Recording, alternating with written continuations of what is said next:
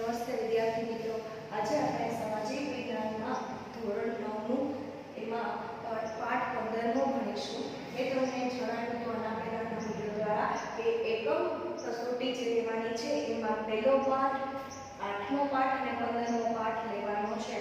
હવે આ એકમ કસોટીના આધારે આપણે એકમ 3માં પાઠ 15નો જે છે એ આજે ભણાવીશું. એકમ 1 અને 2 ના 2 ચેપ્ટર ચાલી રહ્યા છે, પહેલું અને 8મું. એ તમે તૈયારી કરશો. અને આ એકમ 3નો જે પાઠ 15 છે, જળ પરિવાહ, આ આજે આપણે સમજીશું. જળ પરિવાહ એટલે ખાસ કરીને જળ એટલે પાણી, આપણે જાણીએ છીએ. પરિવાહ એટલે કે એનો જે વહન થવું, એટલે કેવી રીતે વહે છે એ વસ્તુ સમજવાની છે. આ પાઠમાં મુખ્યત્વે જોઈએ તો જળ પરિવાહ શબ્દ એ એક ક્ષેત્રની નદી તંત્રની વ્યવસ્થિત પ્રણાલી માટે વપરાય છે. એક વ્યવસ્થિત પ્રણાલી એટલે કે વ્યવસ્થિત પરિવહન થવું, વ્યવસ્થિત એને કેવી રીતે નદી છે એ વહન થાય છે એના માટે વપરાયો છે. ભારતની ભૂપૃષ્ઠ જોતા જણાય છે કે એક મુખ્ય નદી તેની અનેક શાખાઓ નદીઓને જુદી જુદી દિશાએથી આવીને જોડાય છે. આ નદીનું જળ કોઈ જળાશય, સમુદ્ર કે રણ પ્રદેશ મળે છે અને આ પ્રકારે એક નદી તંત્ર દ્વારા તેના જળ પ્રવાહ જે બીજા ક્ષેત્રમાંથી પસાર થાય છે તેને નદી બેસિન કહે છે. નદી બેસિન એટલે શું? તો કે એક નદી તંત્ર દ્વારા તેના જળ પ્રવાહમાંથી પસાર થઈને બીજા નદીને અહીંયા આગળ પસાર થવું એટલે એ નદી બેસિન કહેવાય છે. કોઈ પર્વત કે ઉચ્ચ ભૂમિ નદીના જળ પરિવહનને એકબીજાથી અલગ કરે તેને જળ વિભાજક કહેવાય. અહીંયા આગળ આ જળ વિભાજક તમે જોઈ શકો છો કે જે આ ઉપર નદી આવે છે એ અહીંયા બીજી નદીને અહીંયા આગળ બીજી નદીનો પ્રવાહ છે, અહીંયા વચ્ચે જળ વિભાજક તરીકે પર્વત ઊભું કરે થાય એને જળ વિભાજક તરીકે ઓળખવામાં આવે છે. અહીંયા આગળ આપણે ખાસ કરીને વિશ્વમાં સૌથી મોટી જે નદીઓ છે એની વાત કરીએ તો સૌથી મોટામાં મોટી નદી વિશ્વની જોઈએ તો એમેઝોન છે. એ નદી વિશ્વની સૌથી મોટામાં મોટી નદી છે. અને ભારતની જો સૌથી મોટી નદી જોઈએ તો ગંગા નદીનો કહી શકે કે ગંગા નદી છે એ નદી બેસિન તરીકે ઓળખાય છે. એટલે ભારતમાં સૌથી મોટો નદી બેસિન ગંગા નદીનો છે અને વિશ્વમાં સૌથી મોટો નદી બેસિન છે એ અમેઝોનનો છે. હવે ભારતને અહીંયા આગળ આપણે ખાસ કરીને નદી અને તેની પ્રશાખાઓનો ક્રમબદ્ધ રીતે ગોઠવાયેલા સામૂહિક તંત્રને જળ પ્રવાહ પરિવહન પ્રણાલી કહે છે. આમ જે કોઈ પર્વતધાર કે ઉચ્ચ ભૂમિ વડે બે પાડોશી જળ પરિવહન અલગ થાય તે પર્વતધાર કે ઉચ્ચ ભૂમિને જળ વિભાજક કહે છે. તમારે આ 1-2 માર્કમાં પૂછાઈ શકેલી વ્યાખ્યા છે, તો વિદ્યાર્થી મિત્રો તમે એ લખી લેજો. ભારતની નદીના પ્રણાલીને બે પ્રણાલીમાં વહેંચી શકાય, બે પ્રકારમાં વહેંચી શકાય. એક હિમાલયની નદીઓ અને બીજું છે દ્વીપકલ્પીય નદીઓ.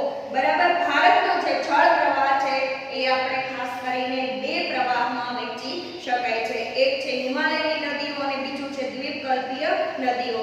ભારતના જળ પ્રવાહની રચના ભૌગોલિક રચનાને આધારે કરવામાં આવે છે, જેથી તેના બે પ્રકાર પાડી શકાય છે. આપણે ખાસ કરીને પ્રાકૃતિક રચનાની વિશેષતાને કારણે ભારતની નદીના બે પ્રવાહ પાડવામાં આવ્યા છે.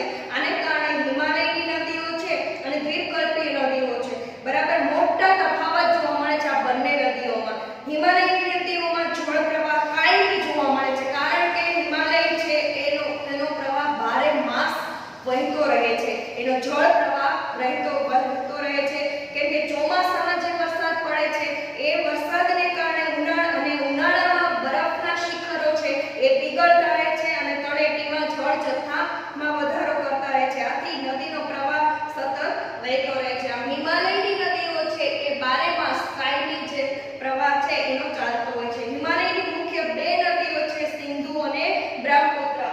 આ હિમાલયની નદીની વાત કરીએ ત્યારે સિંધુ અને બ્રહ્મપુત્ર બંને નદીમાં એનો કાયમી વસવાટ છે.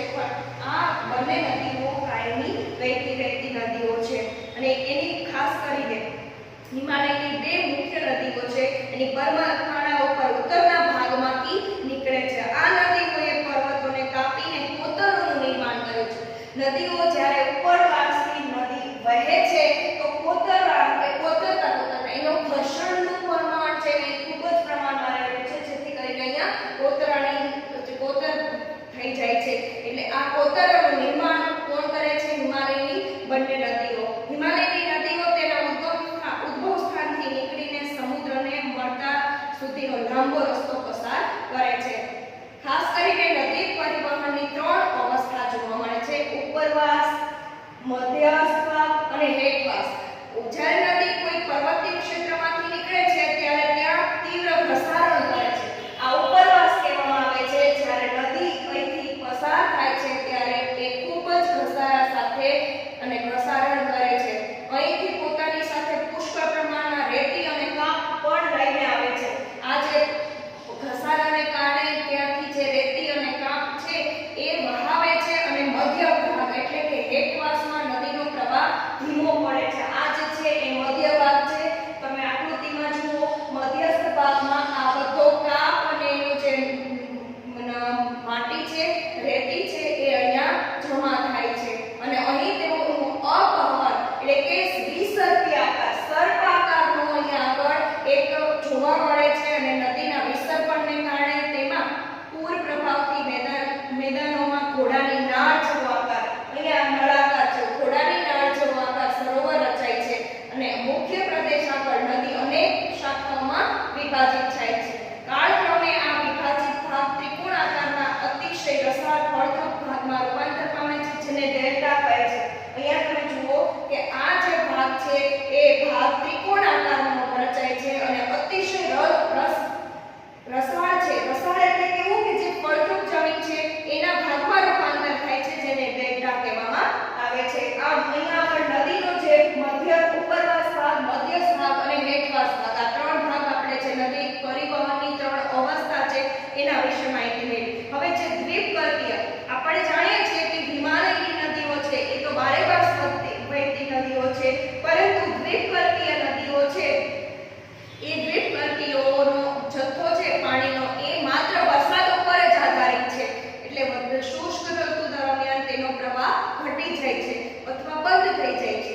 હિમાલયની નદીઓની સરખામણીમાં આ નદીની લંબાઈ પણ ઓછી છે, તેમજ આ નદીઓ છીછરી છે અને ભારતની પ્રાકૃતિક રચના તેમજ પહાડોના ઢોળાવને કારણે મોટા ભાગની દ્વીપકલ્પીય નદીઓ જે છે એ પશ્ચિમ ઘાટથી નીકળી પૂર્વ તરફ બંગાળની ખાડીને મળે છે. દ્વીપકલ્પીય નદીઓ પશ્ચિમ ઘાટ એ મુખ્ય જળ વિભાજક તરીકે ઓળખાય છે. ત્યાર પછી જળ પરિવહનની ગોઠવણી કેવી રીતે કરવામાં આવી છે તો તમે જુઓ કે મુખ્ય નદી અહીંયા આગળ 15.3 જે આકૃતિ છે એ તમે જુઓ કે મુખ્ય નદી અને તેની શાખા નદીઓની ગોઠવણી નીચે પ્રમાણે કરેલી છે. 4 પ્રકાર છે, જે વૃક્ષાકાર પ્રણાલી, જાળીયાકાર પ્રણાલી, આયતાકાર પ્રણાલી અને કેન્દ્ર ત્યાગી પ્રણાલી. પેલું જુઓ વૃક્ષાકાર પ્રણાલી છે. કેવું છે કે મુખ્ય નદી અને તેની મુખ્ય નદીઓની ગોઠવણીથી એક વૃક્ષની ડાળી જેવો આકાર સુંદર રચના રચે છે, જેથી તેને વૃક્ષાકાર નદી તરીકે એને ઓળખાય છે. જેમ કે આપણી ગંગા નદી છે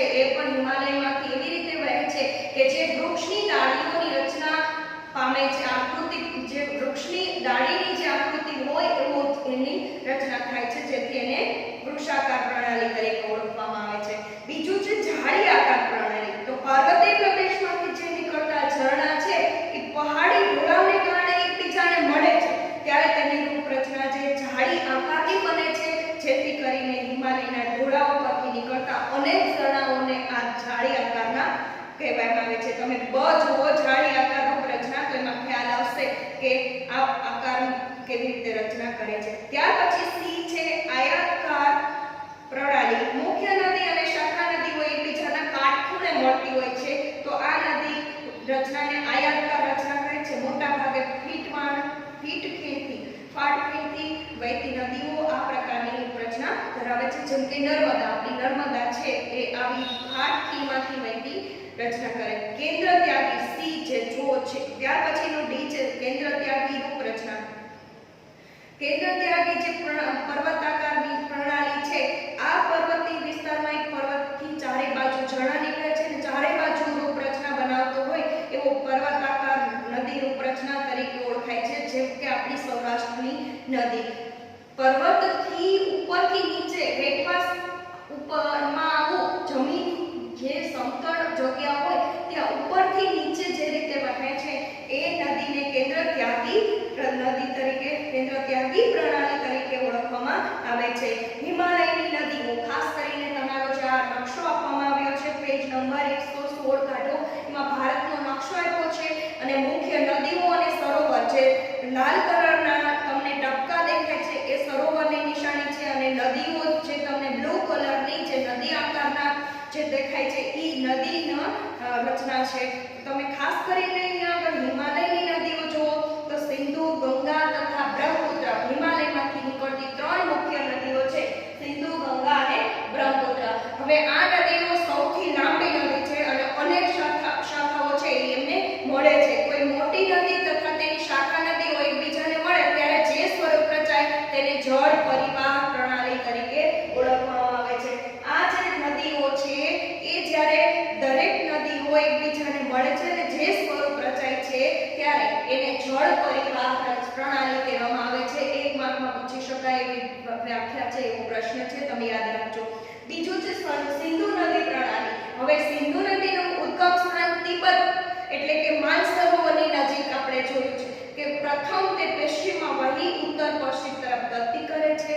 આમ તે જમ્મુ કાશ્મીરમાં લદ્દાખ જિલ્લામાં પ્રવેશ કરે છે. અહીં તેણે દુર્ગમ કોતરોનું નિર્માણ કર્યું છે. અહીં તેને સાસ્કર, નુબ્રા, શ્યોક તથા ઉંજા જેવી નદીઓ મળે છે. સિંધુ નદી બાલ્ટિસ્તાન અને ગિલગિટ ક્ષેત્રમાં વહી અને આગળ પર્વત ક્ષેત્રમાંથી બહાર નીકળે છે. ખાસ કરીને સતલુજ, બિયાસ, રાવી, ચિનાબ અને ઝેલમ તેને મળતી શાખાઓ છે. જમ્મુ કાશ્મીરમાંથી આ સિંધુ નદી વહી અને લદ્દાખ જિલ્લામાં પ્રવેશ કરે છે અને સતલુજ, બિયાસ, રાવી, ચિનાબ અને ઝેલમને મળતી આની શાખા નદીઓ છે. આમ થઈને આપણે જાણીએ છીએ કે આ બધી નદીઓનો સંયુક્ત પ્રવાહ દક્ષિણ તરફ વહી છેવટે પાકિસ્તાન થઈને અરબ સાગરને મળે છે. આ નદી મેદાની પ્રદેશમાં મંદ પ્રવાહ કરે છે અને આ નદી બેસિનનો ત્રીજો ભાગ ભારતના જમ્મુ કાશ્મીરના પર્વતીય ક્ષેત્રમાં આવેલો છે. ખાસ કરીને તમે આટલું જાણી લો કે સિંધુ નદીની લંબાઈ છે એ 2900 કિલોમીટરની છે. સિંધુ નદીના પાણીની વહેંચણી કરવા માટે ઈસવીસન 1960માં પાકિસ્તાન સાથે વહેંચણી કરાર પણ કરવામાં આવ્યો હતો અને એ અનુસાર આપણે જળ જથ્થામાંથી ભારત માત્ર 20% જળનો ઉપયોગ કરે છે, છતાંય આપણું જે ભારતમાં છે એટલું સારું સિંચાઈની દ્રષ્ટિએ પણ ઉત્પાદન કરી શકે છે. સતલુજ, રાવી અને બિયાસના જળના ઉપયોગથી પંજાબ, હરિયાણા, રાજસ્થાન, દક્ષિણ પશ્ચિમ ક્ષેત્રમાં એનું ખાસ કરીને સિંચાઈ શક્ય બની છે. કઈ? સિંધુ નદીને કારણે. આમ ખાસ કરીને સિંધુ નદીની ઉપયોગિતાને આપણે જે પ્રવાહ જે વહે છે એની વાત અહીં કરી. હવે આપણે આના પછીના વિડિયો દ્વારા તમને ગંગા નદી પ્રણાલી જે છે, જે સિંધુ નદી પ્રણાલી